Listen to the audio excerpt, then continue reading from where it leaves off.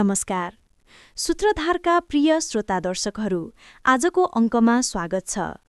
आज हामी तपाईलाई एउटा यस्तो कथित विकास योजनाको भित्री पर्दा देखाउनेछौँ जुन सुन्दा मात्रै होइन, बुझ्दा झन् छक्क पर्नुहुनेछ। सरकारी योजनाको उद्देश्य जनताको सेवा, राष्ट्रको सुरक्षा, तर वास्तवमा के भइरहेको छ?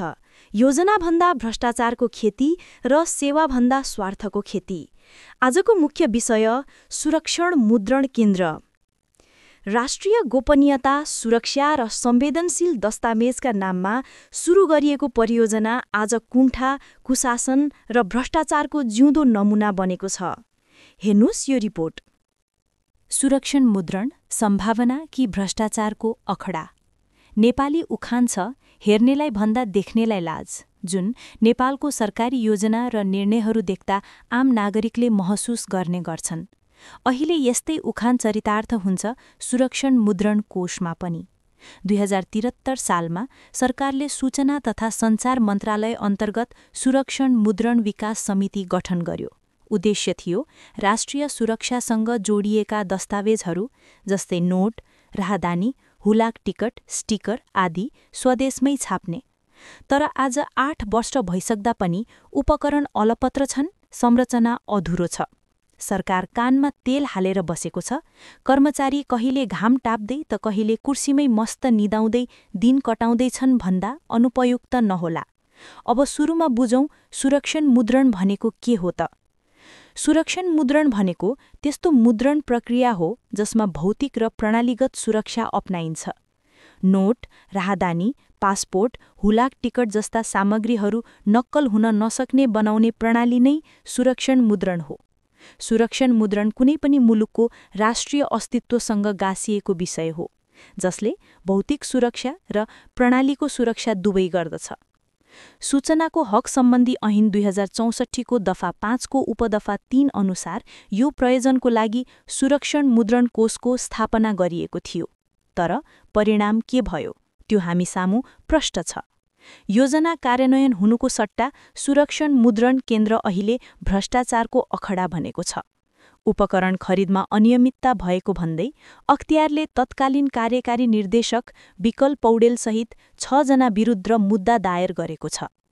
अदालतले पौडेललाई दोषी ठहर गर्दै 1 वर्ष 6 महिना कैद र 13,58,52,580 रुपैयाँ बिगो बराबर जरिवाना गर्ने फैसला सुनाएको छ। कार्यकारी निर्देशकको भूमिकामा रहेकाले थप 6 महिना कैद सजाय पनि तोकिएको छ। 3 अर्बभन्दा बढीको उपकरण र संरचना 8 वर्षदेखि चल्न सकेको छैन। नेपालमै नागरिकता, पासपोर्ट, राष्ट्रिय परिचय पत्र, भिजा स्टिकर, लाल पूर्जा आदि छपाउने लक्ष्य थियो, तर परिणाम शून्य। भ्रष्टाचार, योजनामा ढिलाइ र सरकारको लापरवाहीको परिणाम अहिले देखिन्छ। राष्ट्रको सुरक्षासँग गाँसिएको योजना अलपत्र। अनि प्रश्न उठ्छ, सरकारले यस्ता योजनाहरू सुरक्षाको लागि ल्याउने हो कि बनाउने हो भ्रष्टाचारको अखडा?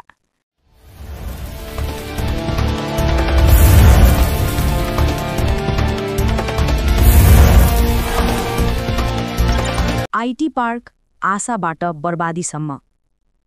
यो हो काभ्रेको पनौती स्थित आईटी पार्क, जहाँ 232 रोपनी जमिनमा उपकरण खरिद गरी राखिएको छ। सञ्चार तथा सूचना प्रविधि मन्त्रालय अन्तर्गतको सुरक्षण मुद्रण केन्द्रले 2073-74 देखि उपकरण खरिद थालेको थियो। तर आईटी पार्क अहिलेसम्म सञ्चालनमा आउन नसक्दा सामग्री अलपत्र परेका छन्। नेपालकै बहुप्रतीक्षित आईटी पार्क सुरक्षण मुद्रण केन्द्र अन्तर्गतको यस्तो महत्त्वकांक्षी परियोजना, जसले नेपाललाई छपैमा आत्मनिर्भर बनाउने सपना देखाएको थियो।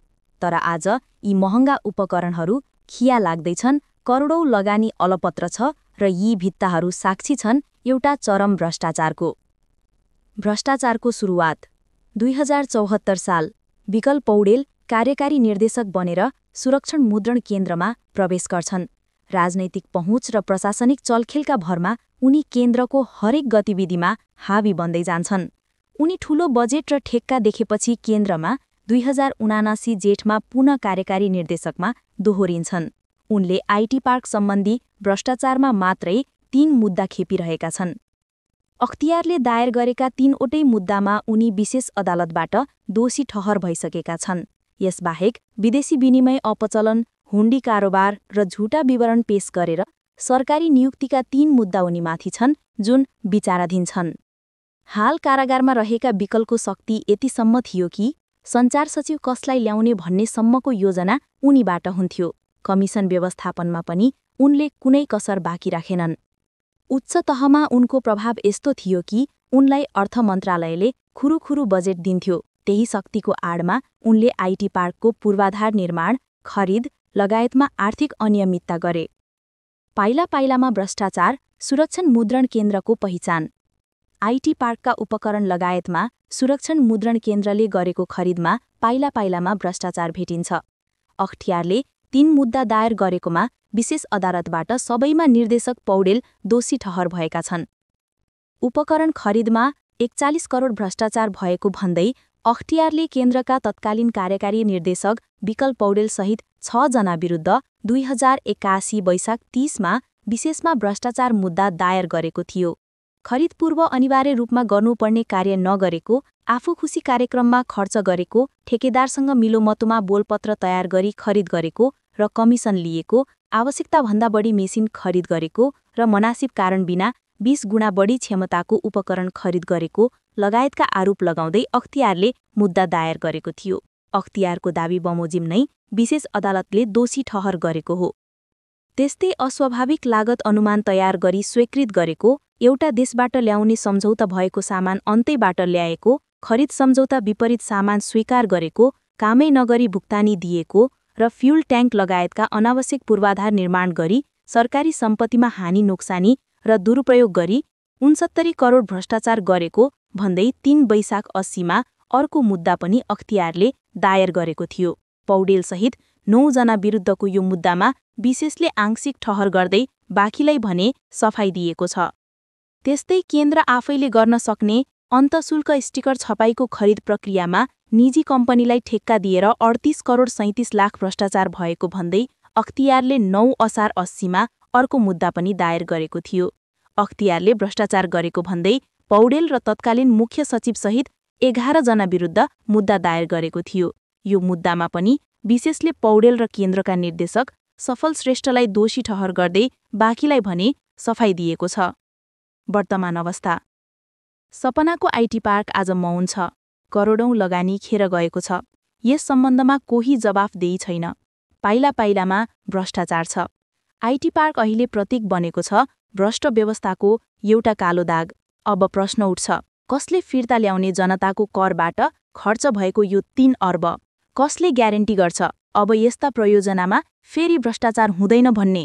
अब प्रश्न तपाईंको हो, जवाफ माग्ने जिम्मा पनि तपाईंको।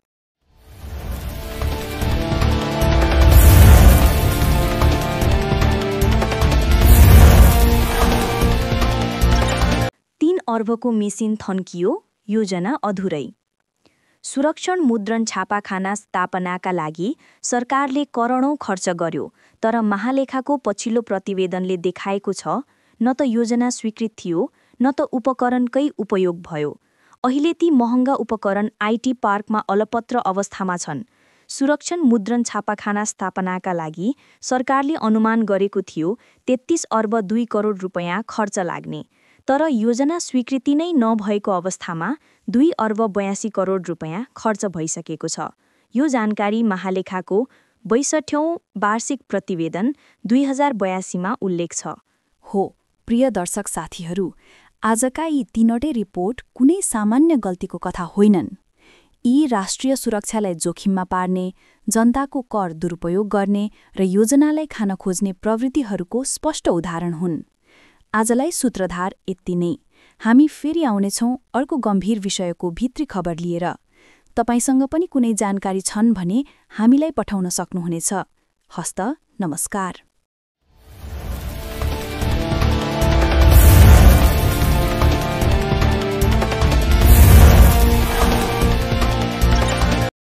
के तपाईँ पनि आफ्नो वेबसाइट बनाउन खोज्दै हुनुहुन्छ?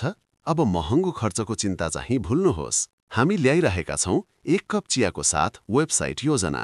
हो, 1 कप चियाको मूल्यमा प्रोफेसनल वेबसाइट। अहिले नै सम्पर्क गर्नुहोस्।